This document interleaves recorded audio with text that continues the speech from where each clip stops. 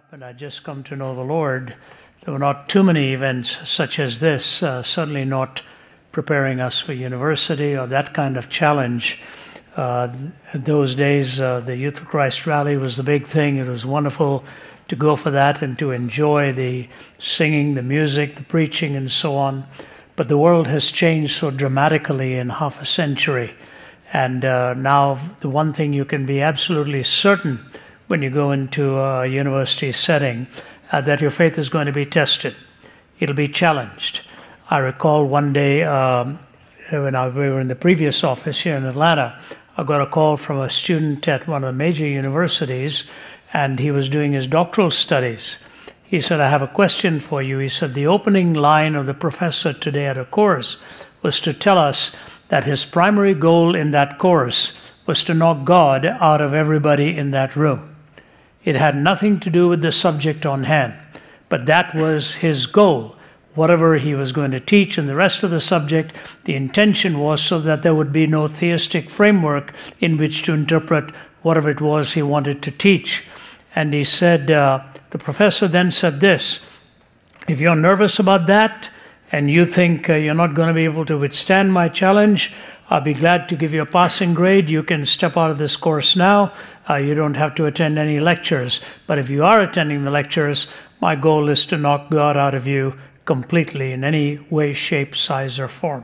It's a doctoral level. So this gentleman already had his bachelor's and his master's, and now intimidated in this doctoral level course, and given the option of just stepping out and getting a passing grade, or seeing what it was that he had to put up his faith against. So what I really want you to think about as you go away is what it is that you've gained over these couple of days here. What it is you have studied or heard to strengthen your faith. What kind of foundation are you building your belief system on? And bear just one thing in mind, that it is very easy to challenge a worldview, but it is very difficult to present a counter worldview which does justice to the questions of life. What do I mean by one of my professors of philosophy, Norman Geisler, used to say, he said, "Most of my atheistic friends are better at smelling rotten eggs than laying good ones." And his point was, it's easy to make fun of or knock something out, but what do you put in place that answers the basic questions of life, of origin, meaning, morality, and destiny, and will do so with truth on the particular questions and coherence when all of the questions have been answered. I hope these days have been helpful to you, and may I just make a daring suggestion on behalf of the rest of the team. Once you're in the thick of the fray and you're facing some really strong headwinds, I hope you will feel free to call some of our speakers out here.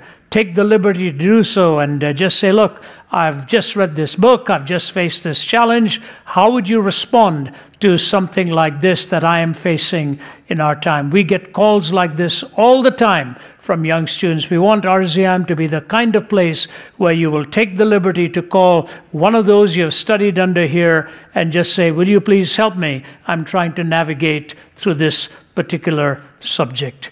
I'm grateful for their voices that I stand alongside. And so when I say I really don't know what I'm doing here, I'm not saying it in a trite way. I'm very grateful for the fact that we have these immensely capable instructors that go all over the world. And my particular thanks to Vince and Joe Vitale and their entire team that organizes events like this. An awful lot of effort goes in. I generally come in at the tail end of these, and I'm honored to be asked. My time is fast slipping by. I've done this now for nearly half a century, and so I'm closer to the finishing line, and it's great to see those who are closer to the starting line who can run this race with patience. So talking to you a little bit about your private life. I could give you a full talk on that whole subject, but what I want to do is frame it in the context of a biblical character and raise this question for you right from the beginning. What does a person look like? What does a person look like who is walking closely with God? That's the first half of the question.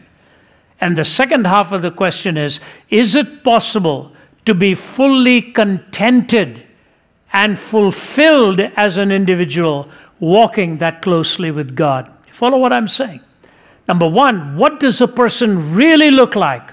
Who do you look to who demonstrates for you what a close walk with Jesus Christ is? And then the question that we may not often think about, is it possible to be totally fulfilled in that kind of a life? Or are you always going to be seduced and tempted into going after stolen waters or other ways of finding fulfillment? The fact of the matter is, we all think that stolen waters are sweeter.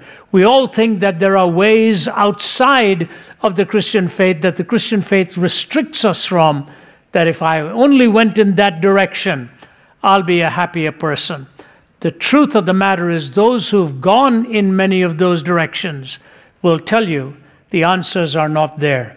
It is interesting, I've had 3 conversations this morning, and then a tail end fourth one from right here in Atlanta. The 3 I had, the first one was in Jakarta, the second one was in Singapore, and the third one was in Beijing. These were all 3 extremely wealthy and successful individuals who've reached the pinnacle of success at a very early age in their fields. They could boast to you of a real big bank account and a financial empire. All 3 of them said the same thing before I hung up. One of them I'd called to just have a time of prayer with him. And he said, Ravi, we are living in some extremely dangerous and risky times. He said, I opened the newspapers today and find out that Facebook has lost, about 20 to 25% of its value in the last 24 hours. And those are major stockholders are even calling for the key personnel to either share the power or move aside in a certain way because it's not going in the direction they had intended. Once upon a time, at the top of their game, icons, and all of them saying, it's not looking good. And one of them telling me, I feel so stressed out, not just because I feel I might lose a lot, but the hundreds of people that depend upon me in my work, that they will lose a lot in the process as well. So what were they all talking about? One talking to me about coming and speaking to their leadership, another one talking for the need for prayer and wisdom, and a third one basically advising me on how to think of the future and how to prepare the ministry for the future as well. The answers are very similar. The struggles are very similar. And to those of you in your teens and 20s, I just say to you, you're looking at a world changing at an enormously rapid pace. And overnight, things change dramatically. Yours is a very high-risk world because of the drama and the speed of change. Had the privilege of praying with a couple of you before I came down here, and that's really what it's all about. Sanj brought a couple of them over to my room, and looking at a couple of these young men sitting amongst you now, to pray with them and to find out that their dad had sent them here and hoping that they would somehow find a change in their lives. It's so gratifying when you can look at an 18 and a 19-year-old and see them with their heads bowed, recognizing that only before the feet of God can you really ultimately go and stand in any way in the public arena. So what does a person look like? I want to read for you a few verses from the book of Daniel and challenge you with 3 major thoughts. I promise I won't keep you long because you've already heard so much, but here's what I want to ask you to think about as you're listening to this message. Be open to what God has to say to you. Just say, God, you speak to me. And if you want me to make a move in your direction this evening, if there's something I'm still holding on to that's really keeping me from enjoying the fullness of my life with you, you show it to me and give me that instruction in my heart to break away from that and move unhindered towards you. Setting aside the weight of sin is what the Bible talks about, and running the race with patience. So what do I want you to think about? You know, years ago, I remember seeing the a long-distance race for bicyclists. It was about a 100K race, and they had these little bags strung over their shoulders with bottles of water and other probably sugar fluids and so on to keep in that heat, to keep that pace going. And what fascinated me was as they were coming down to the last 2 or 3 Ks, after doing 90 to 97 of those, every one of them did about the same thing at that certain point. They were neck and neck. They dipped into the back of their bags, took every bottle they could reach, and thus flung it out onto the side of the road they were riding. I thought, what is all this littering going on for? Almost in unison. But they were doing it all for one reason. What they needed for the major part of the race, they no longer needed as they were coming to the finish line. And every weight that was going to weigh them down, even if it was just half a bottle of water, now suddenly became a hindrance because they could see the finishing line. So the picture I want you to think about it, what is it that's hindering you from being that kind of person that God wants you to be? Are you willing today to just cast that weight aside? However good it was or helpful it was at one time, you realize if you're to finish this race well, it is no longer going to be a help to you, and be willing to shed that weight. Here's the historic backdrop to the book of Daniel and what happens in this book. In the 3rd year of the reign of Jehoiakim, king of Judah, Nebuchadnezzar, king of Babylon, came to Jerusalem and besieged it. And the Lord delivered Jehoiakim, king of Judah, into his hand, along with some of the articles from the temple of God. These he carried off to the temple of his God in Babylonia and put in the treasure house of his God. Then the king ordered Ashpenaz, chief of his court officials, to bring in some of the Israelites from the royal family and nobility. Notice now, please, young men without any physical defect, handsome, showing aptitude for every kind of learning, well-informed, quick to understand, and qualified to serve in the king's palace. He was to teach them the language and literature of the Babylonians. The king assigned them a daily amount of food and wine from the king's table. They were to be trained for 3 years, and after that they were to enter the king's service. Among these were some from Judah: Daniel, Hananiah, Mishael, and Azariah. The chief official gave them new names. To Daniel he gave the name Belteshazzar, to Hananiah Shadrach, to Mishael Meshach, and to Azariah Abednego. But Daniel resolved not to defile himself with the royal food and wine, and he asked the chief official for permission not to defile himself this way. Belteshazzar meant the prince of Baal, a different god to that. But Daniel meant God is my judge. So his name was changed for him. The language was being changed for him. The literature was being changed for him. The philosophy was being changed. So you see what's happening is Nebuchadnezzar comes in, raids this city, takes its choicest young people, and he's reprogramming their minds to speak differently, to think differently, to act differently, and even gives them a completely different name. He is changing their identities so that he could co-opt them for his purposes away from God's. It's a thorough reprogramming that's going on. First of all, he took the best of them, because he was going to use them to influence all the others that had come in captivity. And if you could change their language, language is that with which you utter the deepest feelings of your soul. And he was reprogramming them with a different terminology so that the expression of the soul would be different. And the literature is where you get the stories of heritage of the past and all the illustrations that inspire you.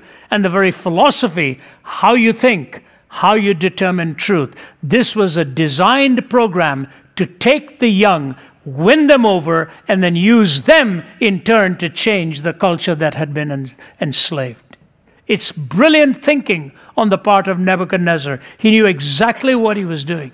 And you know, to you as young men and women, let me say this: those who seek to instruct you in a way that takes you away from God, they will want you to change your language. They will want you to change the literature you read. They will want you to change the philosophy and what it is that you believe and how you come to truth decisions. If they can take away that undergirding and that underpinning, They've changed you, and then you will be used in turn to change others. It's this incredible dramatic effect and the power of the young. Never underestimate how much power you have as a young man or a young woman, as an influencer. That's why the advertisers go for you. That's why the music goes for you.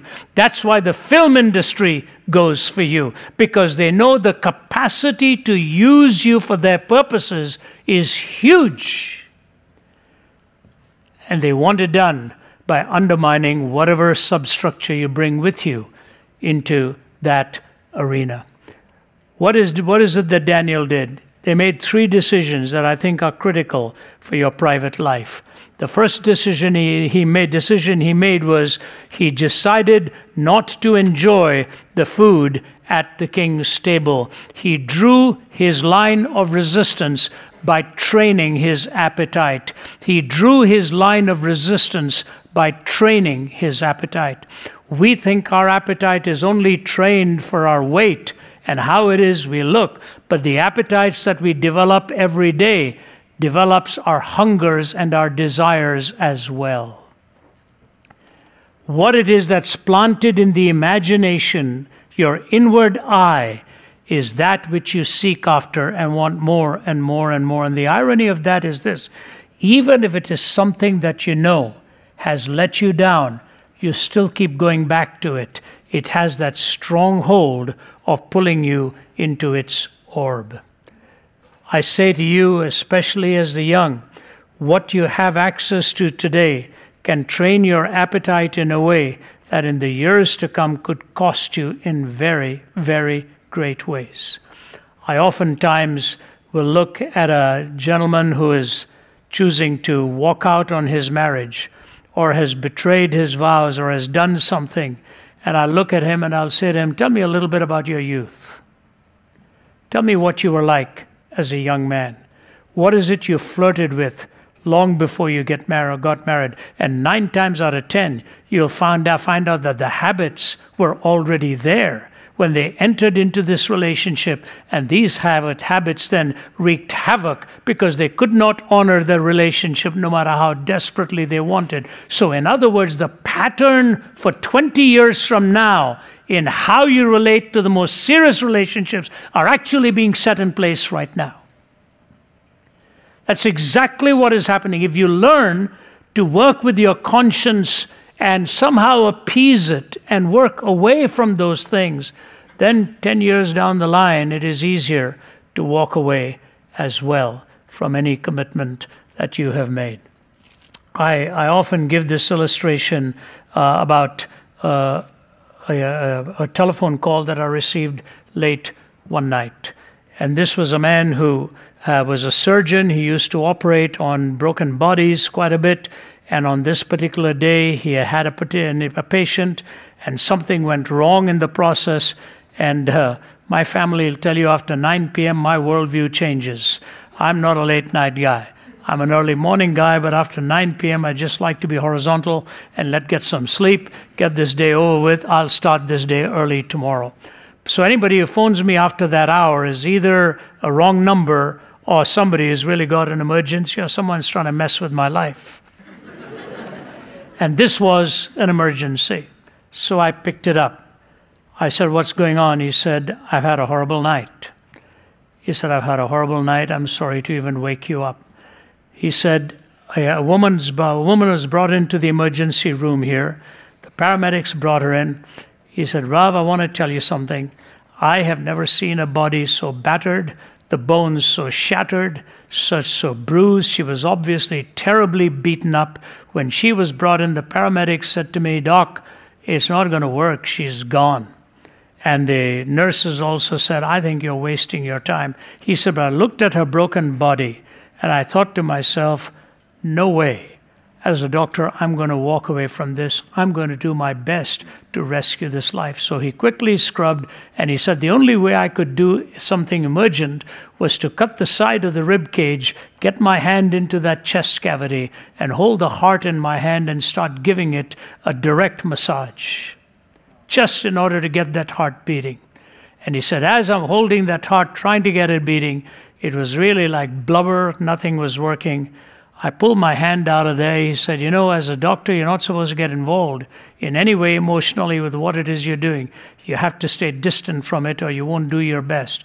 He said, but when I walked away, I couldn't keep the tears from running down my face. I thought, who did this to this woman? What happened here? And he said, just then a nurse came by and she said, Doc, I think you better look at this. This is the bag that belonged to her, and emptied everything out. It was drug paraphernalia. I don't know whether she got caught in a drug ring or whether she was a junkie herself.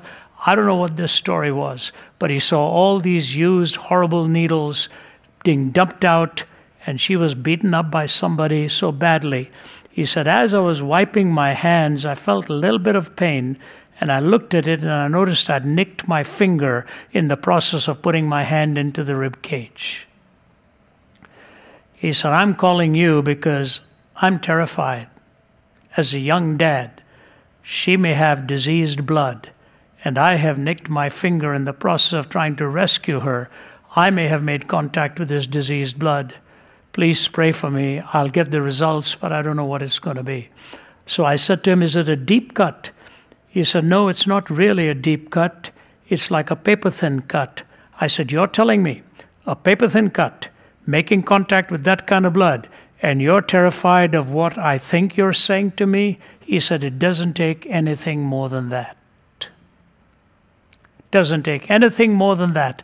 A paper-thin cut, making contact with a kind of blood that could strip you of your complete immunity and your resistance and make your body totally vulnerable to any other disease that comes your way.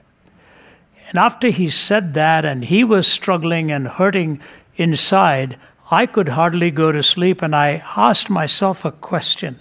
Are there paper-thin cuts that we put to our souls? Are there those innocent things where we did not draw the line, and after we have crossed over the line, we say to ourselves, what on earth have I done here tonight? What on earth have I done here tonight? We have a friend who lives in Australia who was a prostitute working both ways with men and women in Hollywood. We'll be seeing him in a few weeks. Handsome guy, and he made the comment, he said, I never ever woke up in the same bed that I went to bed every night. He said, that was my life.